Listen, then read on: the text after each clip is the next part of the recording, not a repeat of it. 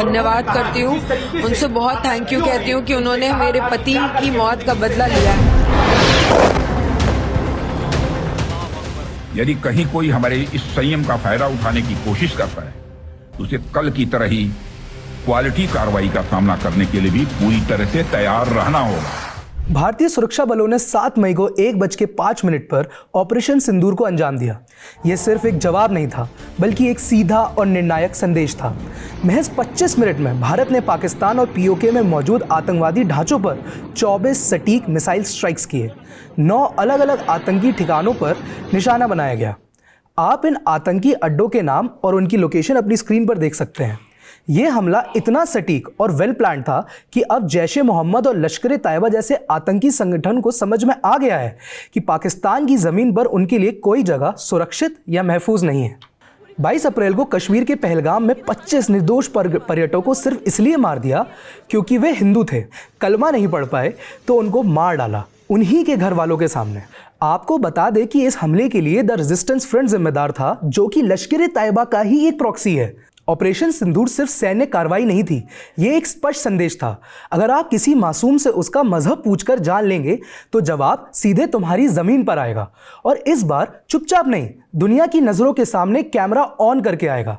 आप देख रहे हैं जिस्ट, मैं हूं विनायक, और इस खबर को डिकोड करने के लिए और गहराई से समझने के लिए हम चलते हैं विनय जी के पास। Vinay ji, operation Sindoor was a success, पर पाकिस्तान की तरफ से कुछ तो रिटेलिएशन है। अगर हम सिर्फ सोशल मीडिया और पाकिस्तान की मेनस्ट्रीम न्यूज़ देखें तो बहुत सारी मिस इन्फॉर्मेशन चल रही हैं।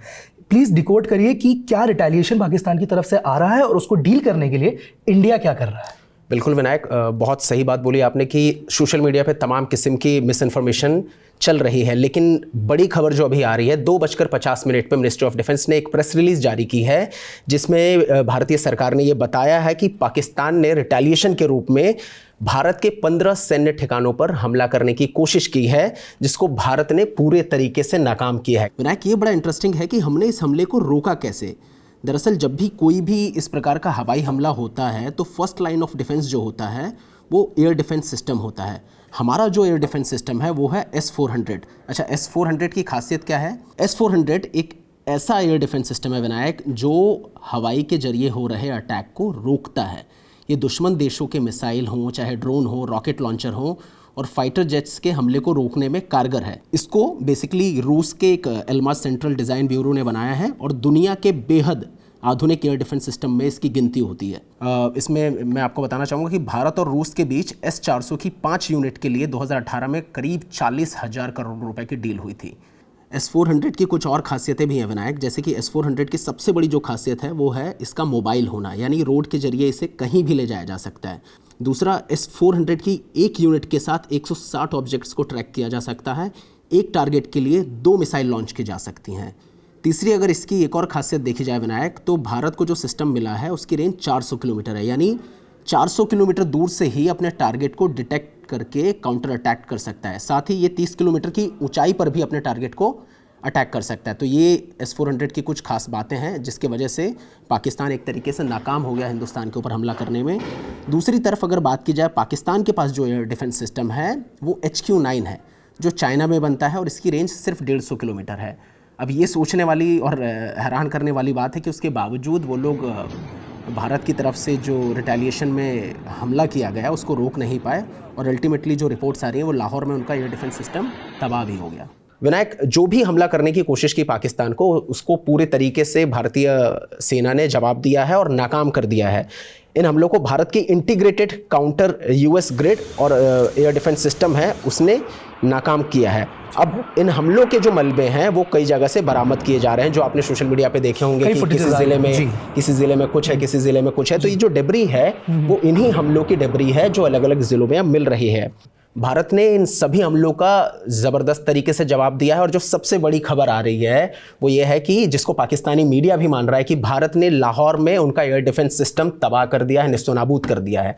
दूसरी बात जो प्रेस रिलीज में एक और इम्पॉर्टेंट कही गई है कि रिटेलिएशन के नाम पे पाकिस्तान वो जो बौखलाई बिल्ली होती है उसके तरीके से बौखलाया हुआ है, और रिटेलिएशन के नाम पे वो सिविलियंस पर फायरिंग करने की कोशिश कर रहा है, जिसमें अब तक प्रेस रिलीज के अनुसार 16 लोगों की मौत हो चुकी है, जो कि पूंछ सेक्टर में ज़्यादातर मौतें जो हैं वो पूंछ में ही हुई हैं। कई सारे वीडियोज ही पूछ से आ रहे हैं, काफ़ी दर्दनाक है। बिल्कुल विनायक। विनय जी, आज सुबह ऑल पार्टी मीटिंग भी हुई है, उस मीटिंग से भारत सरकार क्या संदेश देना चाह रही है और उसके की टेकअवेज क्या रहे? विनायक, इस ऑल पार्टी मीट को रक्षा मंत्री राजनाथ सिंह ने संबोधित किया और जो 3 अहम बातें मुझे उस मीटिंग से जो निकल कर आई हैं, जो लगती हैं, वो सबसे इंपॉर्टेंट तो ये है कि अभी तक एक जो मीडिया रिपोर्ट्स में आ रहा था कि इसने लोग मारे, इतने लोग मारे, इतने लोगों का नुकसान हुआ, जो खबर अंदर से निकल के आ रही है उसमें यह है कि 100 आतंकियों की मौत की बात रक्षा मंत्री ने ऑल पार्टी मीट में बोली है। दूसरी जो सबसे इंपॉर्टेंट बात है, उन्होंने ये कहा कि ये जो अटैक भारत ने पाकिस्तान के ऊपर किया है, भारत ने एकदम संयमित तरीके से ये अटैक किया है और सिर्फ आतंकी निशाना, जो आतंकी ठिकाने थे उनको निशाना बना के किया गया है और भारत इसको एस्केलेट नहीं करना चाहता। और तीसरी सबसे इंपॉर्टेंट बात जो उन्होंने कही है कि ऑपरेशन सिंदूर अभी बाकी है। यदि कहीं कोई हमारे इस संयम का फायदा उठाने की कोशिश करता है तो उसे कल की तरह ही क्वालिटी कार्रवाई का सामना करने के लिए भी पूरी तरह से तैयार रहना होगा। इसके बाद सबसे इंपॉर्टेंट चीज़ जो रही वो ये रही कि सभी पार्टी, जो विपक्षी दल के नेता थे, सभी ने भारत सरकार का, देश का और भारत की सेना की तारीफ की। पहला नाम लेता हूँ मैं असदुद्दीन ओवैसी का। वो बाहर आए और उन्होंने कहा कि ये जो अटैक पाकिस्तान के आतंकी ठिकानों पे किया गया है ये बहुत बढ़िया है, मैं सेना को सलाम करता हूँ।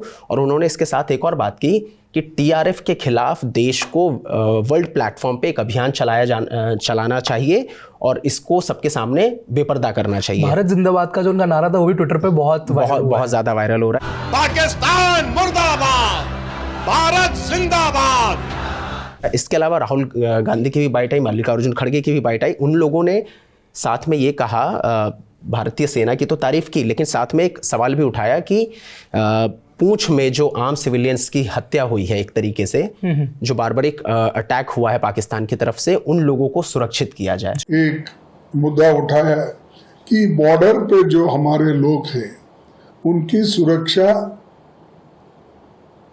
ठीक होना चाहिए। पार्टी ने यही कहा कि हम हमारे सैन्य बल के साथ हैं और उनको हम सलाम करते हैं और हम ये चाहते हैं कि देश को एक रखने के लिए सभी पार्टी के लोग एकजुट होकर ये जो सरकार सैन्यों के साथ मिलके काम कर रहे हैं इसका हम भरपूर सपोर्ट करते हैं। पूरा सपोर्ट दिया हमने।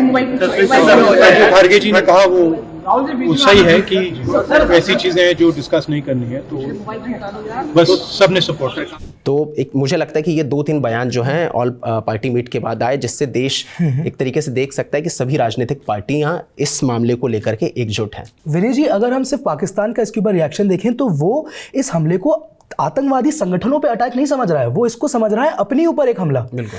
अगर हम वर्ल्ड प्लेटफॉर्म पे देखें तो और कंट्रीज की इसके ऊपर क्या प्रतिक्रिया है? क्या वो भी हमें ब्लेम कर रहे हैं कि हम पाकिस्तान से साथ वॉर इंस्टिगेट कर रहे हैं, या वो भी इसको टेररिस्ट के ऊपर एक अटैक की तरह देख रहे हैं? विनायक, बहुत अच्छी बात बोली आपने कि वो पाकिस्तान यहाँ पे भी एक विक्टिम कार्ड खेलने की कोशिश कर रहा है, लेकिन वेस्टर्न वर्ल्ड बहुत अच्छे तरीके से जानता है कि पाकिस्तान कैसे आतंकियों की पनाहगाह रहा है। और मैं आपको बताता हूँ कि कैसे पूरी वेस्टर्न कंट्रीज लगभग भारत के साथ इस मामले पे खड़ी हो चुकी हैं।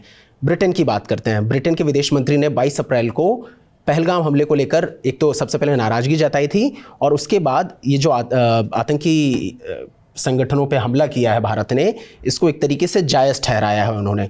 और इसमें सबसे इंटरेस्टिंग मुझे ऋषि सुनक का ट्वीट लगता है, जिसमें उन्होंने कहा है जो भी देश आतंकवाद का समर्थन करे उसके खिलाफ कार्रवाई होनी चाहिए और किसी भी देश को आतंकी हमले का समर्थन नहीं करना चाहिए, और वो टोटली भारत के साथ इस पूरे मामले में खड़े नजर आए हैं। इसके अलावा फ्रांस ने भारत का समर्थन किया है। फ्रांस के विदेश मंत्री ने भारत की आतंकवाद से लड़ने की इच्छा को सही ठहराया। इसके बाद आते हैं इजराइल पे।